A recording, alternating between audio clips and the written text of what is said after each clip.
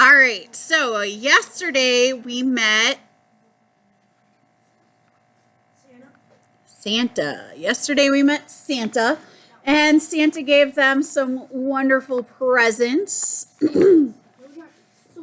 things that they will be able to use in the future. He said, hopefully not in the now, but you will need these at some point, right? Right? All right. And why could Santa come into Narnia? Because he's Santa. But he couldn't for all those years. I'm trying to think back into the movie. Eli. Because her power was weakening. Why was her power weakening? Who is coming? Aslan. Aslan. He said Aslan is on the move. And now the White Witch's power is weakening.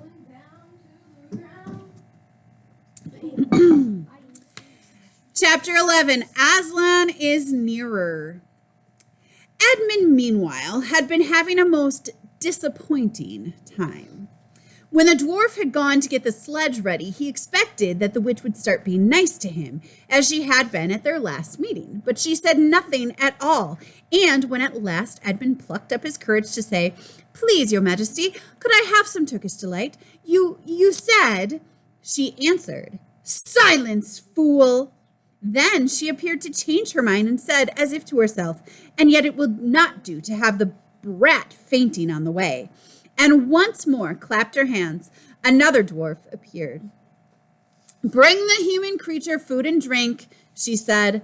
The dwarf went away and presently returned, bringing an iron plate with some water in it and an iron plate with a hunk of dry bread on it. He grinned in a repulsive manner as he set them down on the floor beside Edmund and said, "Turkish delight is for the little prince."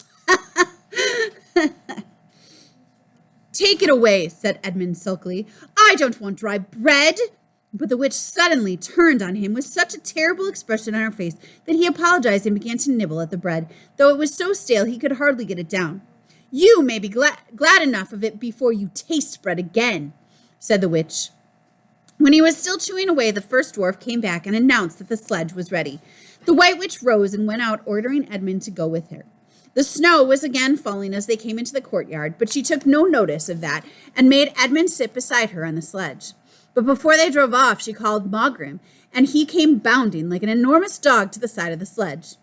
"Take with you the swiftest of your wolves and go at once to the house of the beavers," said the witch, "and kill whatever you find there. If they are already gone, then make all speed to the stone table, but do not be seen. Wait for me there in hiding. I, meanwhile, must go many miles to the west before I find a place where I can drive across the river. You may overtake these humans before they reach the stone table. You will know what to do if you find them." "I hear and I obey, old queen," growled the wolf, and immediately he shot away into the snow and darkness as quickly as a horse can gallop. In a few minutes he had called another wolf and was with him down on the dam and sniffed at the beaver's house, but of course they found it empty. It would have been a dreadful thing for the beavers and the children if the night had remained fine, for the wolves would have been able to follow their trail, and 10 to 1 would have overtaken them before they had got to the cave. But now that the snow had begun again, the scent was cold, and even the footprints were covered up. Meanwhile, the dwarf whipped up the reindeer, and the witch and Edmund drove out under the archway and on and away into the darkness and the cold. This was a terrible journey for Edmund, who had no coat. Before they had been going a quarter of an hour, all the front of him was covered with snow. How long is a quarter of an hour? How many minutes?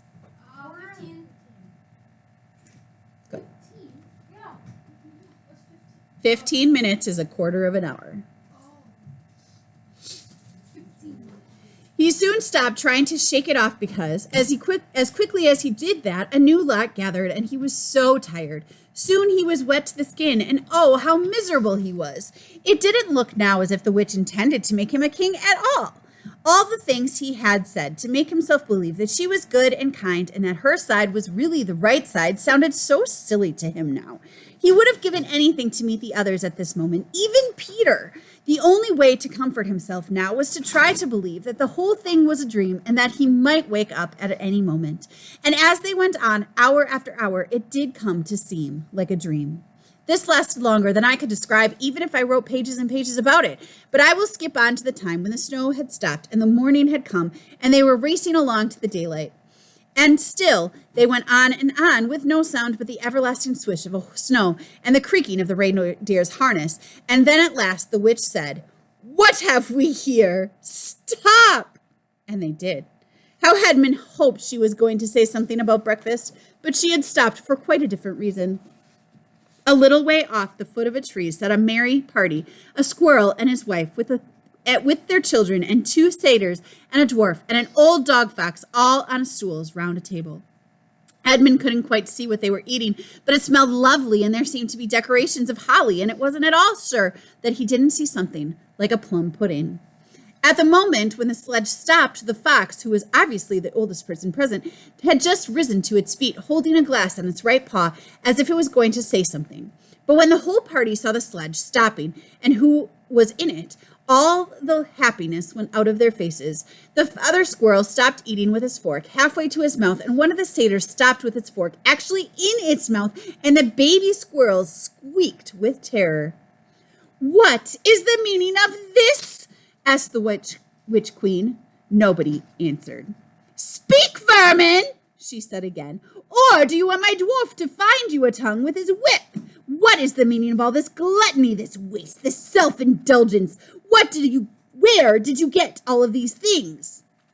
"Please, your majesty," said the fox, "we were given them, and if I might make so bold as to drink your majesty's very good health." "Who gave them to you?"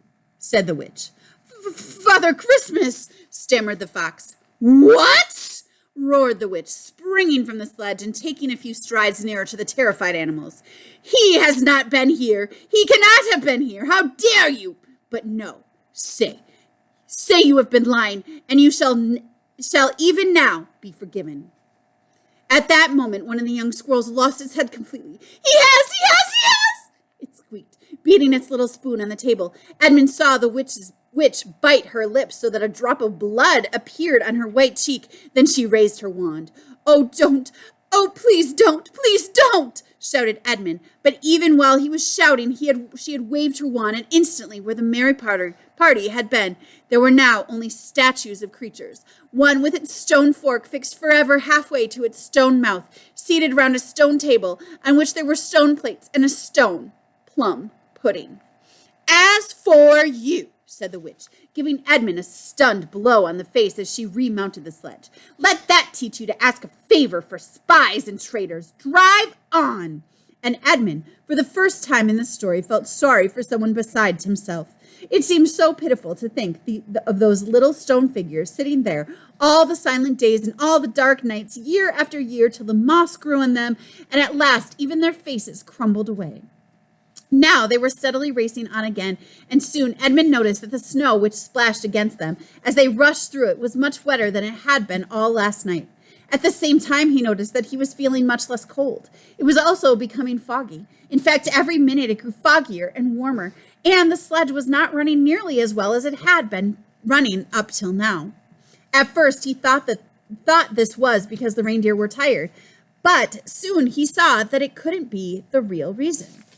The sledge jerked and skidded and kept on jolting as if it had struck against stones, and however the dwarf whipped the poor reindeer, the sledge went slower and slower.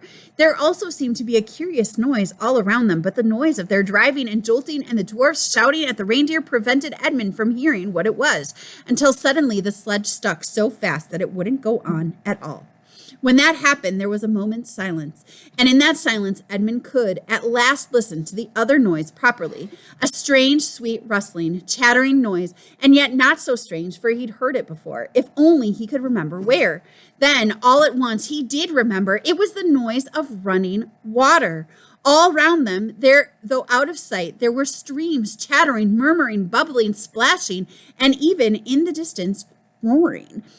And his heart gave a great leap, though he hardly knew why, when he realized that the frost was over. And much nearer there was drip, drip, drip from the branches of all the trees. And then, as he looked at one tree, he saw a great load of snow slide off of it. And for the first time since he had entered Narnia, he saw the dark green of a fir tree. But he hadn't had time to listen or watch any longer, for the witch said, "Don't sit staring, fool! Get out and help!" And of course, Edmund had to obey. He stepped out into the snow, but it was really only slush by now, and began helping the dwarf to get the sledge out of the muddy hole it had got into. They got it out in the end, and by being very cruel to the reindeer, the dwarf managed to get it on the move again, and they drove a little farther.